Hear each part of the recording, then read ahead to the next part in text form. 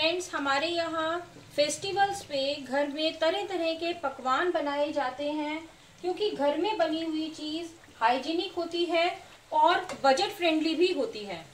तो चलिए आज बनाते हैं हलवाई स्टाइल खस्ता कचौड़ी, जो सभी को बहुत पसंद होती है।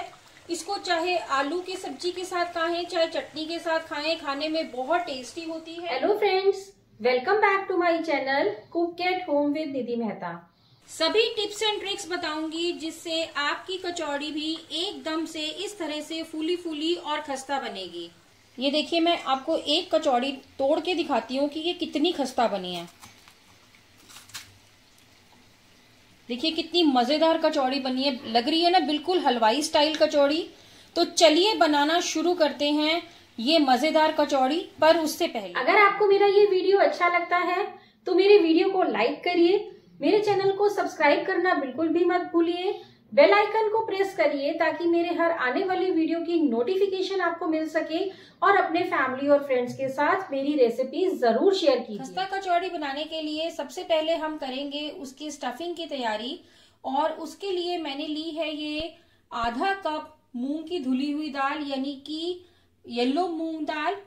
अब हमें क्या करना है कि इस मूंग दाल को अच्छी तरह से 3 से 4 बार पानी से वॉश करके और उसके बाद कम से कम 2 घंटे के लिए हम इसको पानी में भिगो के रख देंगे। दाल को मैंने 2.5 घंटे के लिए भिगोया था पानी में। दाल देखिए एकदम से सॉफ्ट हो गई है और क्वांटिटी में भी ये डबल हो गई है। उसके बाद मैंने इसका पानी जो है वो ड्रेन कर दिया। अब इस दाल को डाल देते हैं हम ग्राइंडिंग जार में और इसको बिना पानी के हम दरदरा पीसेंगे। इसकी हमें पेस्ट नहीं बनानी है। ये देखिए, दाल को मैंने पल्स मोड पे 3 बार पीसा है, यानी कि बस ऑन किया मिक्सी को और उसके बाद ऑफ कर दिया। इस तरह से दाल जो है हमारी दरदरी पिस गई है। इसमें ही हमें ये दाल के दाने भी चाहिए, तभी कचौड़ी जो है वो मजेदार बनेगी। कढ़ाई में मैंने डाला है 2 टेबल स्पून ऑयल। ऑयल को हम हल्का गर्म कर लेंगे। इस तरह से चेक कर लेते हैं, ऑयल हल्का गर्म हो गया है, हल्की हल्की हीट आ रही है इसमें से। अब ये मैंने साबुत धनिया को 1 टेबल स्पून मैंने धनिया लिया था, उसको मैंने क्रश कर लिया है। ये हम इसमें डाल देते हैं। गैस को हमें बिल्कुल धीमी आंच पे रखना है। साथ में इसमें डालेंगे 1 टेबल स्पून सौंफ। ये सौंफ का फ्लेवर कचौड़ी में बहुत अच्छा आता है, इसलिए इसको स्किप नहीं करेंगे। और 1 टीस्पून इसमें हम डालेंगे जीरा। इन मसालों को हमें हल्का सा रोस्ट कर लेना है। अब मैंने लिया है ये 3 टेबल स्पून बेसन, ये हम इसमें डाल देते हैं और बेसन को हम इन मसालों के साथ भून लेंगे। बिल्कुल धीमी आंच पे हमें ये काम करना है, नहीं तो बेसन जो है वो बहुत जल्दी जल जाता है, लाल हो जाता है। फ्रेंड्स देखिए, बेसन भुन गया है, इसका कलर भी चेंज हो गया है। अब हम इसमें डाल देते हैं ये पिसी हुई दाल। इनको मिक्स कर लेते हैं एक बार। अब इस पे हम कुछ मसाले और डालेंगे। थोड़ा सा डालेंगे नमक, ये मैं आधा टीस्पून नमक डाल रही हूँ। 1/4 टीस्पून इसमें डालेंगे हल्दी पाउडर, 1 टीस्पून धनिया पाउडर, आधा टीस्पून लाल मिर्ची पाउडर, आधा टीस्पून गरम मसाला, 1/4 टीस्पून इसमें डालेंगे हींग और इनको मिक्स कर लेंगे। फ्रेंड्स, हींग का फ्लेवर इस कचौड़ी में बहुत ही अच्छा आता है। हमें 1 से 2 मिनट तक भूनना है इस तरह से, ताकि दाल का कच्चापन दूर हो जाए और दाल जो है वो भी अच्छी तरह से रोस्ट हो जाए। ऐसा करने से हमारी कचौड़ी की शेल्फ लाइफ बढ़ जाएगी। फ्रेंड्स, अब इसमें मैं हल्का सा पानी का छींटा मार रही हूँ। तकरीबन 2 चम्मच के करीब मैंने इसमें पानी डाला है, जिससे इसमें बहुत बढ़िया बाइंडिंग आ जाए। इसमें डाल देंगे आधा टीस्पून अमचूर पाउडर और 1 टेबल स्पून मैं इसमें डाल रही हूँ रोस्टेड कसूरी मेथी, जो मैंने रोस्ट करके क्रश करके रखी हुई है। इन मसालों को भी हम इसके साथ मिक्स कर लेते हैं। स्टफिंग हमारी रेडी है। अब गैस को हम बंद कर देंगे और इसको हम अच्छी तरह से ठंडा कर लेंगे। फ्रेंड्स, जब तक स्टफिंग ठंडी हो रही है तब तक हम कचौड़ी का आटा लगा लेते हैं। उसके लिए मैंने लिया है ये 2 कप मैदा, तकरीबन 250 ग्राम मैदा है ये। इसमें बहुत थोड़ा सा नमक डालेंगे, तकरीबन 1/4 चम्मच के करीब मैं नमक डाल रही हूँ। इनको मिक्स कर लेते हैं और बीच में इसके स्पेस बना लेते हैं। अब इसमें डालेंगे 1/4 कप देसी घी। कचौड़ी जो है वो घी से ही ज्यादा कुरकुरी बनती है, अगर आप ऑयल डालेंगे तो उतनी कुरकुरी नहीं बन पाएगी। और इसको हमें अच्छी तरह से मैदे के साथ घी को मिक्स करना है। ये मैंने घी को मैदे में अच्छी तरह से मिक्स कर लिया है और थोड़ा सा उठा के इस तरह से देखेंगे, इसमें बॉल सी बन रही है लड्डू की तरह से, और ये टूट नहीं रहा है, फैल नहीं रहा है। इसका मतलब ये है कि हमारा मेयोन जो है, जो हमने घी का मेयोन डाला है, इसमें परफेक्ट है। इसको हमें घी को इतना अच्छी तरह से मिक्स कर लेना है कि ये मैदा जो है एकदम से चिकना हो जाए। अब इसमें थोड़ा थोड़ा करके पानी डालेंगे और इसका एक हमें बहुत ही सॉफ्ट डो लगाना है। टाइट डो नहीं लगाना है, ये ध्यान रखना है। कचौड़ी का जो डो होता है, आटा होता है, वो बहुत नरम होता है। आटे को मैंने इकट्ठा कर लिया। अब हमें जैसे हलवाई करते हैं, बिल्कुल हम भी ऐसे ही करेंगे। इसको अच्छी तरह से 3 से 4 बार पटकेंगे, जिससे इसमें ग्लूटेन जो है वो रिलीज होगा और हमारा आटा जो है वो बहुत ही बढ़िया बनेगा। फिर से इसको मल लेते हैं। ये देखिए कितना सॉफ्ट आटा गूंदा है मैंने। अब हम इस आटे को हल्के गीले कपड़े से ढक के कम से कम 20 से 25 मिनट के लिए रखें। हमारा स्टफिंग का मटेरियल ठंडा हो गया है। अब ये मैंने लिया है 1/4 चम्मच बेकिंग सोडा। हलवाई लोग कचौड़ी में ये जरूर डालते हैं, तभी उनकी कचौड़ी जो है एकदम से फूली फूली बनती है। और इसको हम सोडे को इसके साथ अच्छी तरह से मिक्स कर लेंगे। इसको खाने वाला सोडा भी बोलते हैं। अब ये एक बर्तन में मैंने थोड़ा सा पानी ले लिया है। हमें हाथों को हल्का सा गीला करना है और उसके बाद थोड़ा सा मटेरियल स्टफिंग का लेंगे और इस तरह से इसके लड्डू की तरह हम बॉल्स बना लेंगे। छोटी छोटी बॉल्स हमें इसकी रेडी करनी है।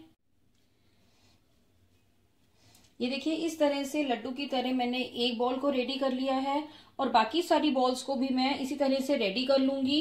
और दोबारा से हम हाथ को फिर से हल्का सा गीला करेंगे, थोड़ा सा मटेरियल लेंगे और फिर से हम इस तरह से बॉल बनाना स्टार्ट कर देंगे। ये स्टफिंग की मैंने सभी बॉल्स को रेडी कर लिया है। तकरीबन आधा घंटा हो गया है मुझे आटे को रेस्ट के लिए रखे हुए। आटे को अब हम चेक कर लेते हैं। ये देखिए एकदम बढ़िया आटा सेट हो गया है। देख रहे हैं आप कितना मुलायम आटा है। इसको हम बस 1 मिनट के लिए और इस तरह से अच्छी तरह से मल लेंगे ताकि इसमें कोई क्रैक्स ना हो।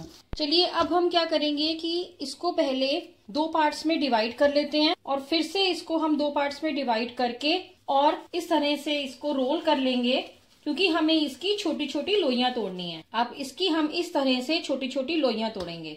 आपको जितने साइज की कचौड़ी बनानी है उसके अकॉर्डिंग ही आप लोइयों को तोड़ें। ये सभी लोइयों को मैंने तोड़ लिया है।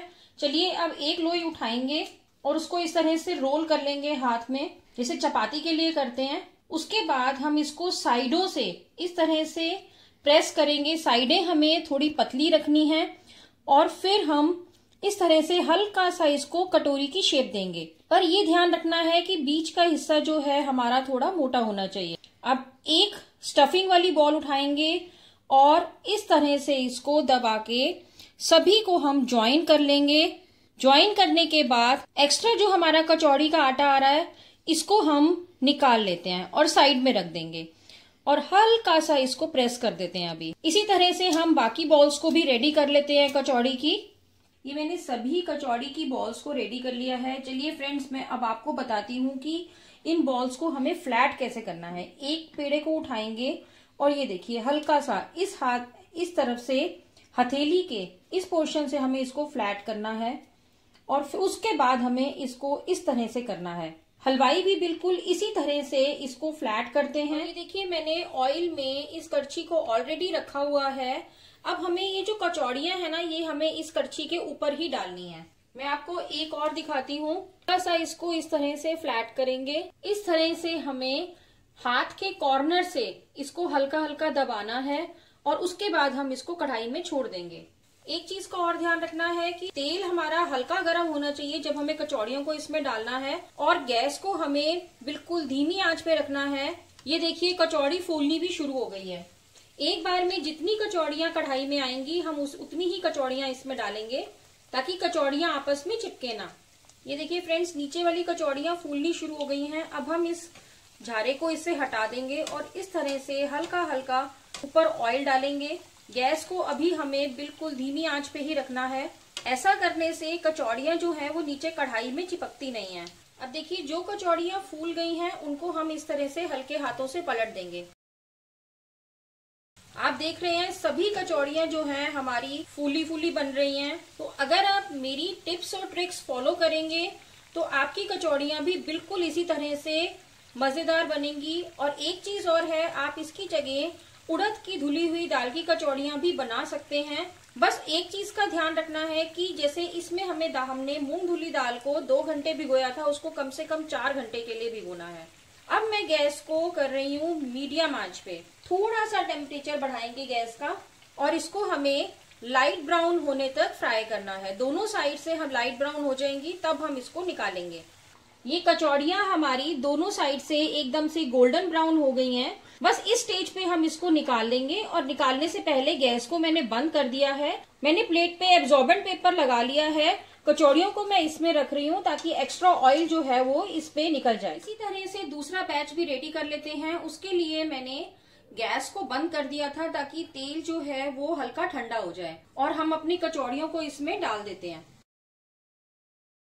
अभी देखिए ये इसमें बबल्स उठ रहे हैं, तो अभी मैं गैस को ऑन नहीं कर रही हूँ। सिर्फ 1 मिनट के बाद मैं गैस को ऑन करूंगी। गैस को मैंने ऑन कर दिया है। अब सेम उसी प्रोसीजर से हम बाकी कचौड़ियों को भी रेडी कर लेंगे। फ्रेंड्स, आप भी मेरी इस रेसिपी से एक बार ये खस्ता कचौड़ी जरूर ट्राई करिएगा।